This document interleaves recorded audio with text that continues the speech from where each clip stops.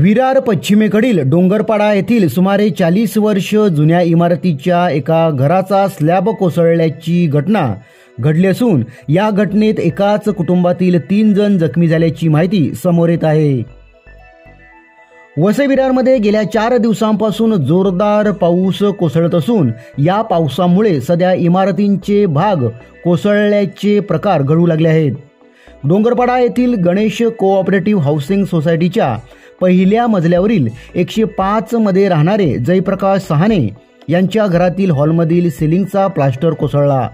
या दुर्घटनेत सहाणेंची 2 मुलं आणि पत्नी किरकोळ जखमी झाले आहेत। त्यांना उपचारासाठी दवाखान्यात दाखल करण्यात आले असून वसई विरार महापालिका अग्निशमन दल व अधिकारी कर्मचारी घटनास्थळी दाखल झाले आहेत। वसई विरार शहर महानगरपालिकेने या इमारतीला धोकादायक असल्याचे जाहीर केले होते। महापालिकेच्या अग्निशमन जवानांनी सुरक्षतेच्या दृष्टिकोनातून इमारतीमधील राहणाऱ्या सर्व नागरिकांना खाली करून घेतलं आहे व अधिकाऱ्यांनी सदर इमारतीचे पुन्हा एकदा स्ट्रक्चरल ऑडिट करण्याच्या सूचना दिल्या आहेत। वसई विरार परिसरात मोठ्या प्रमाणात धोकादायक इमारती असून या धोकादायक इमारतीमध्ये अजूनही रहिवासी राहत असल्याने कोणत्याही वेळी पुन्हा एकदा दुर्घटना होऊ शकते। विरार पूर्व येथील विजयनगर येथे इमारत कोसळून झालेल्या दुर्घटनेत 17 जणांचा मृत्यू झाला तर 9 जण जखमी झाले आहेत। या दुर्घटनेनंतर प्रशासकीय यंत्रणा खडबडून जागी झाली।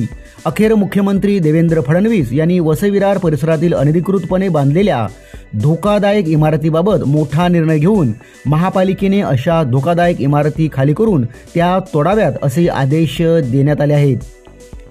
पालकमंत्री गणेश नाईक यांनी वसई विरार महापालिका हद्दीतील धोकादायक इमारतीवर गणेशोत्सवानंतर कडक कारवाई करण्यात यावी असे जाहीर केले होते।